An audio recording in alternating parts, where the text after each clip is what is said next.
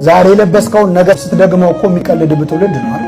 ዲያሬ ይሄ ነገር ላይ ተሰፋ እንዴ የሚል በለበስከው የሚለካ አለባበስን አይቶ የሚያከብር አለባበስን አይቶ የሚንቅህ ዘመን ላይ ደረስን ማለት ነው። ክርስቶስ ምን አለ? ስለምትለብሱት ከገደል በላይ አትጨነቁ።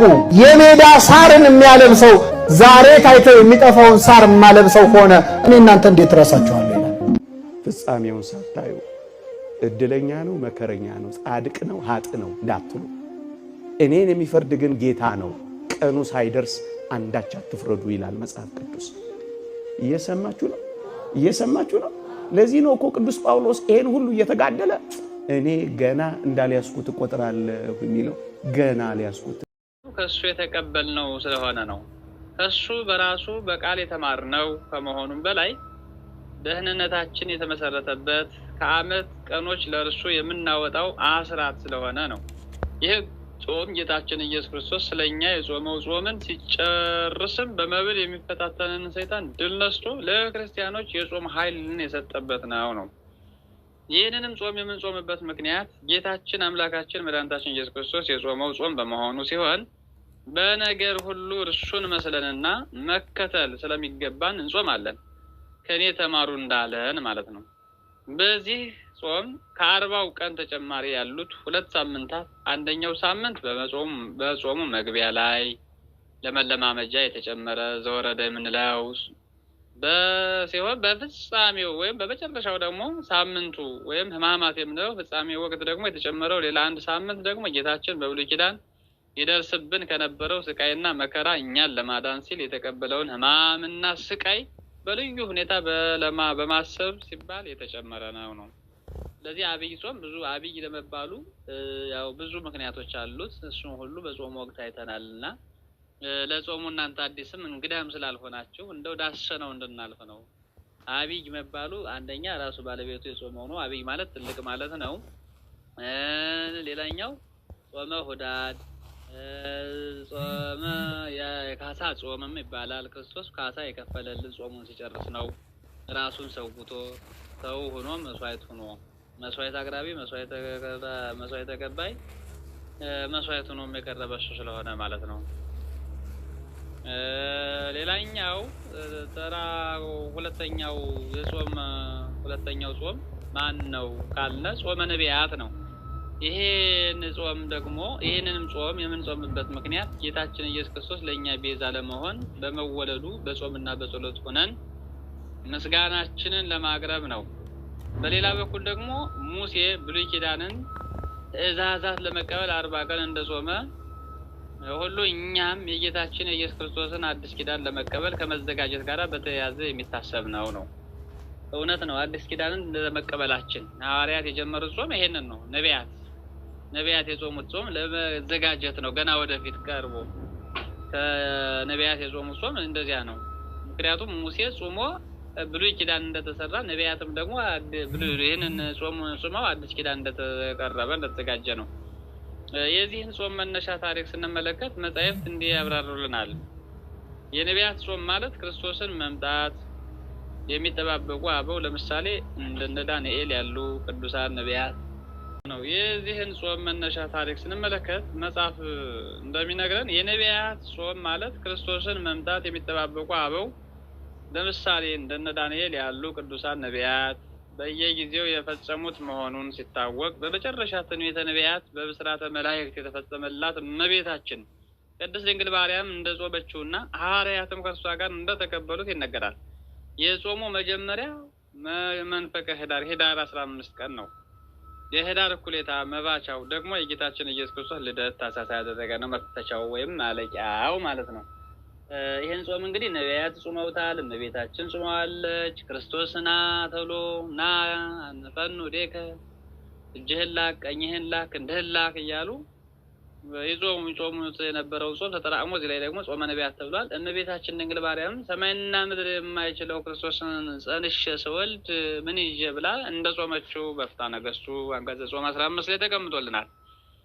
ሌሎችም አባቶቻችን ሐዋርያት ጾመውታል ነው በኋለኛው። ሌላኛው ሶስተኛው ከሰባቱ ጾማት ሶስተኛው ጾም ማን ነው ከተባለ ጾመ ድህነት ወይም ረቡዕና ዓርብ ነው። የዚህ ጾምም መሰረቱ የሕማማት ሳምንት ነው ይላል።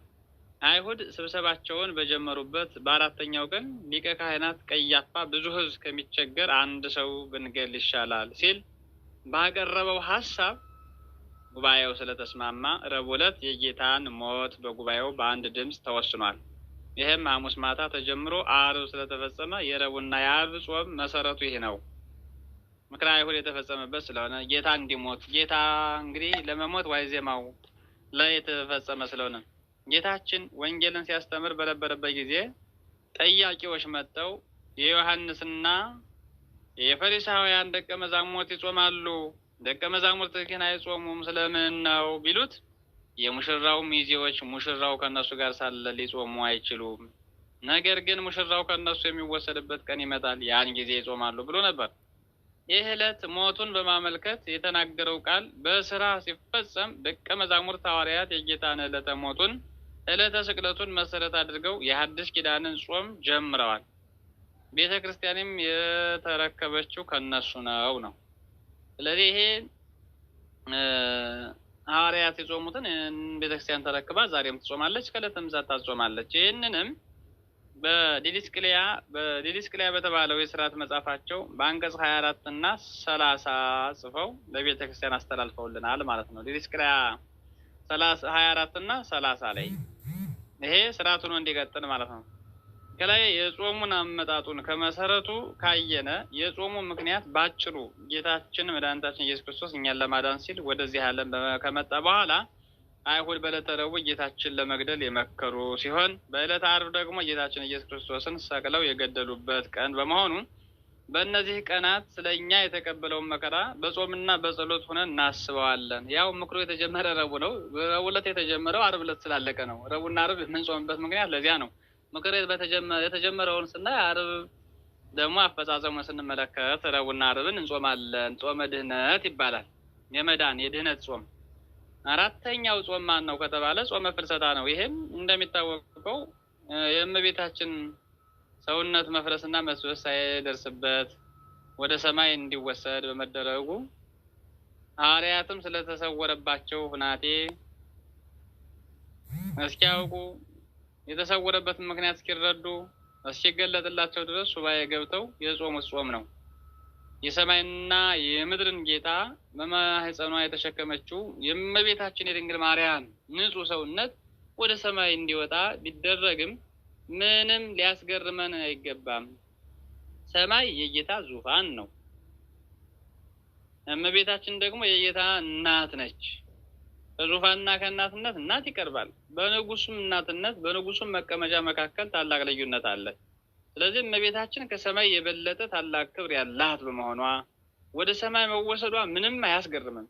በሌላ በኩል ደግሞ ከነቢያት ሄኖክና ኤልያስ ወደ ሰማይ የተወሰዱ ከሆነ የአምላክ እናት ወደ ሰማይ መወሰዷ ምን ያስገርማል? ጾሙ መነሻው ነሐሴ 1 ቀን ሲሆን መባቻው ወይም ደግሞ መፈጸሚያው የሚፈታው ነሐሴ 16 ቀን ነው። የእመቤታችን የትንሣኤና የዕርገቷ መታሰቢያ በዓል ሆኖ ይከበራል። የጾመ ፍልሰታ ነው። ያው እንደሚታወቀው ታሪኩም የሚታወቅ ነው። እንደው ዳሰነው እንለፍ ነው እንጂ አምስተኛው ጾመ ነነዌ ነው። የነነዌ ሰዎች በጾም በጸሎት ራሳቸውን ባዋረዱ ጊዜ እግዚአብሔር ምሕረትን እንዳወረደላቸው እኛም ዛሬ እግዚአብሔር አምላክ በኃጢአታችንና በበደላችን ምክንያት እንዳያጠፋን ስለ ሀገራችን ምሕረትን ለመለመን የምንጾመው ጾም ነው ማለት ነው። ስለ ሀገራችን የምንጾመው ጾም ነው። እነሱን አብነት አድርገን ማለት ነው። ነነዌ። ስድስተኛው ጋሃድ ወይም ጋድ ጋሃድ ነው። ጋድ ካልነ ለውጥ፣ ጋሃድ ካልነ መገለጥ ነው። የቃሉ ትርጉም ጋሃድ ሲል መገለጥ ነው።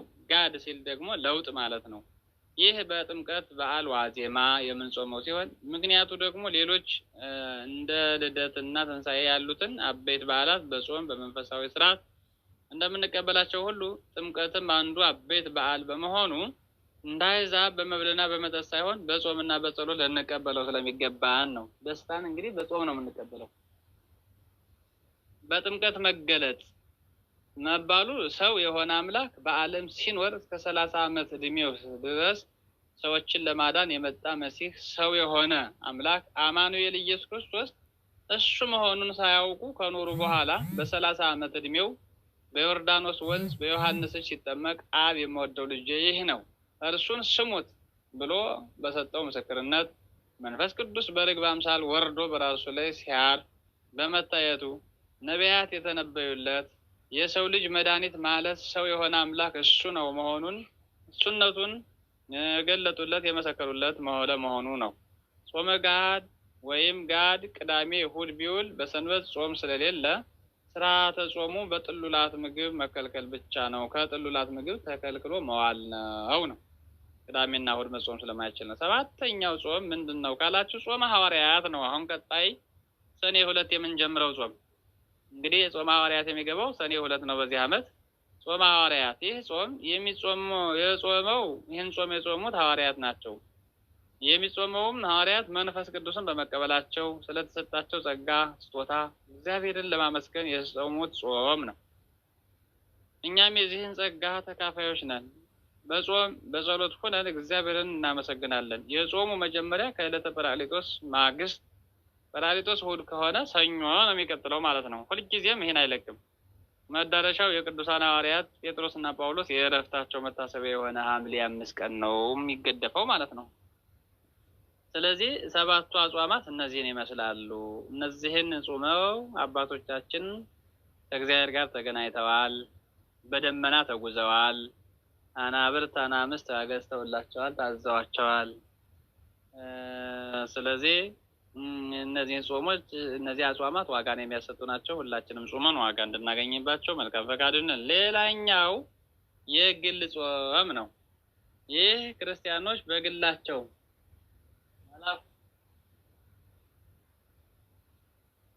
በግል የሚይዙትና በግላቸው በንስሐ ጊዜያቸው እንዲሁም ለበረከት የሚጾሙት ጾም ነው። ይህ አይነቱ ጾም ከላይ እንደተመለከትነው የአዋጅ ጾም ሁሉም የሚያውቀው ስላልሆነ በግል የሚይዙትን የሚጠብቁትን ለማንም ግልጽ ሆኖ እንዳይታወቅ በስውር የሚጾም ነው። ለዚህ አይነቱ ጾም አብነት የሚሆነን የጳጉሜን ጾምና የንስሐ ጾምን መጥቀስ ይቻላል ነው። የእግዚአብሔር ልጆች የሰው ልጅ ንስሐ ሲገባ ንስሐ ገብቼ እየጾምሁ ነው አይባልም። ለምን? የግል ጾም ነው፣ የአዋጅ ጾም አይደለም፣ ለሰዎች አይነገርም። ጳጉሜንም ስንጾም 5ቷን ቀን ደግሞ የግል ጾም ናት። እሷም ደግሞ እየጾምሁ ነው አይባልም። ሰው እንኳን ቢመጣ ሰውን መስሎ በልቶ ማለፍ፣ አለዚያ ደግሞ ሌላ ሲስተም ፈጥሮ መሻገር ነው መቻል ያለብን እንጂ እየጾምሁ ነው አንተ ብላ እኔ ልጾም አይባልም።